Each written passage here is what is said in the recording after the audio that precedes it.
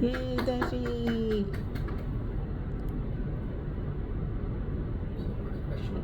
She looks like a, I don't know, what's the person? Good afternoon. Thank you, Dr. Mahoney. Again, I'm Nadège Napoleon. The title of my paper is The Neurodivergent Experience in the Criminal Justice System. And so I'll start. The intersection of neurodiversity and the criminal justice system in the United States is a growing concern that deserves ongoing attention. Neurodiversity refers to natural and normal variations, not deficiencies in brain development, further emphasizing that there is no single right or correct way of thinking, learning, or behaving.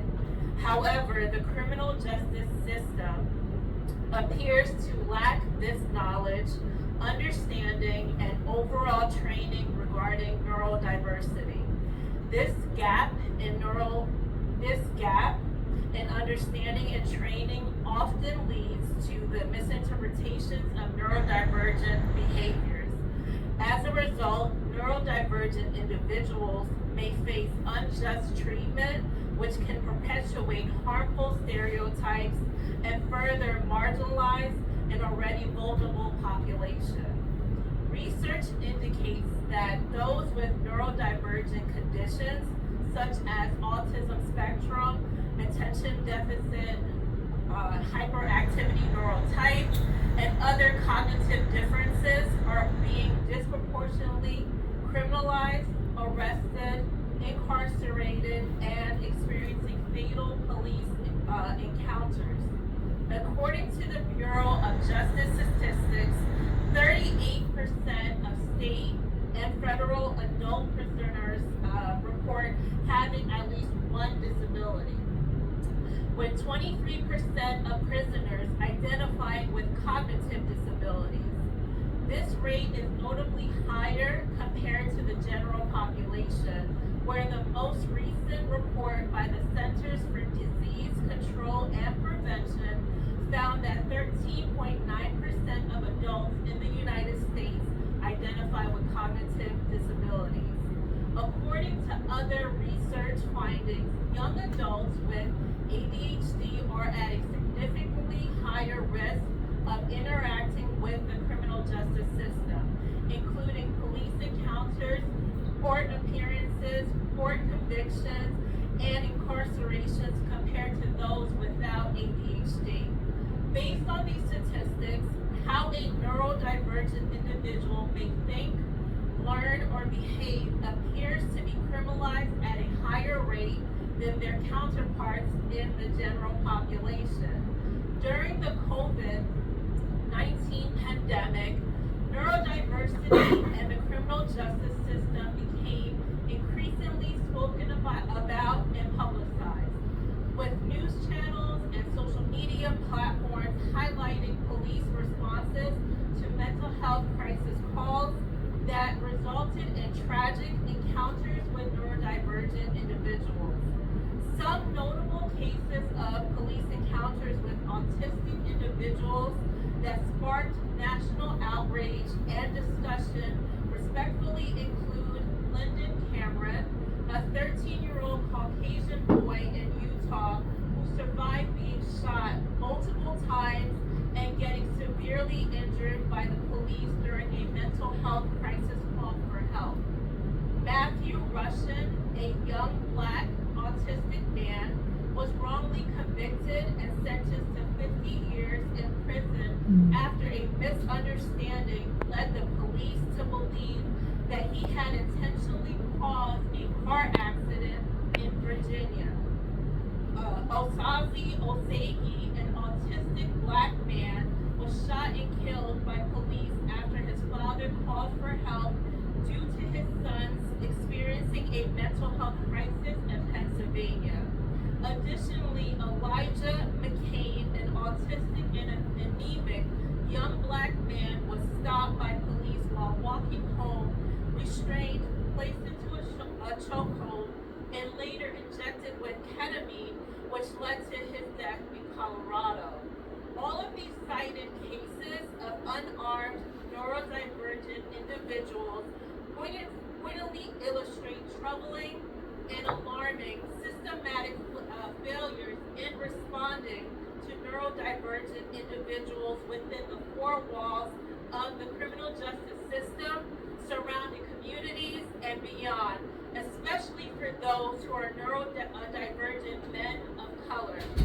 Research suggests that neurodivergent individuals are at an increased risk of wrongful arrest and convictions. A study by Holland et al. 2023 found that many neurodivergent individuals, particularly those with ADHD and autism, are more likely to come into contact with law enforcement due to their presentations and behaviors. These authors found that behaviors such as avoiding eye contact or failing to follow verbal commands are oftentimes misinterpreted by the police as aggressive, disrespectful, suspicious, threatening, defiant, or non-compliant, contributing to an overrepresentation of neurodivergent individuals within the criminal justice system. Additionally, struggling to communicate effectively during police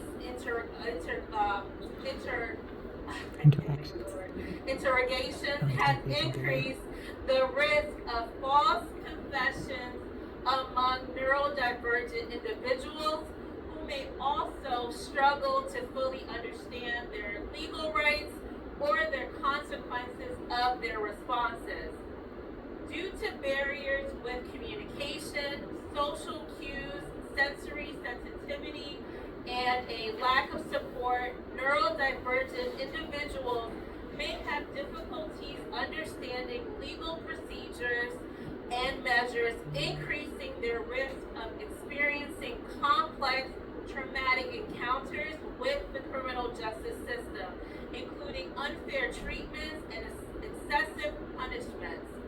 Moore Jensen and Steinhausen, who have studied the systematic treatment of neurodivergent individuals in prisons, state that there is a lack of appropriate support and accommodation for neurodivergent individuals in prison. They explain that prisons and jails are often not equipped to meet the needs of a neurodivergent individual.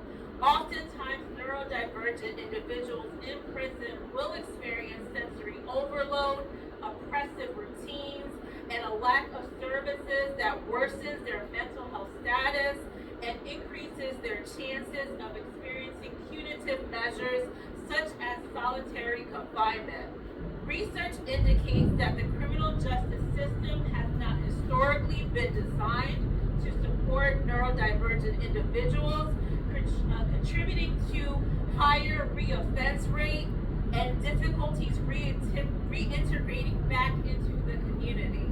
For those who fall through the cracks of an imperfect system, clinicians and community members must be ready and open to advocating for systematic changes, whether big or small, to increase the chances for fair and just treatment of neurodivergent individuals within the criminal justice system. This includes taking active steps towards educating law enforcement and legal systems on neurodiversity, advocating for using mental health crisis teams alongside law enforcement for crisis calls, increasing access and offerings of legal accommodations, encouraging trauma-informed and culturally competent care, and even promoting public awareness to help reduce stigmas and misconceptions about neurodivergent individuals.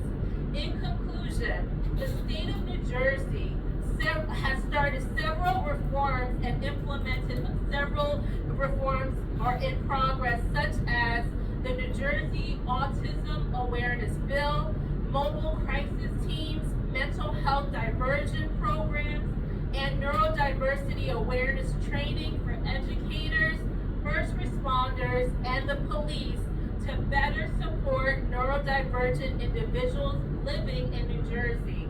It is important to recognize that without these systematic changes, neurodivergent individuals will remain at a greater risk of marginalization and overt incarceration, which can further harm their mental health and well-being.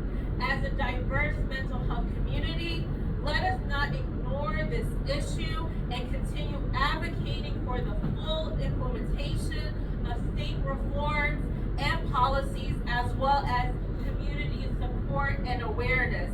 And as Dr. Palmer beautifully stated this morning, let's make some good trouble. Thank you so much for your time and attention. Woo! Way to go, Dashi! Woo, woo, woo!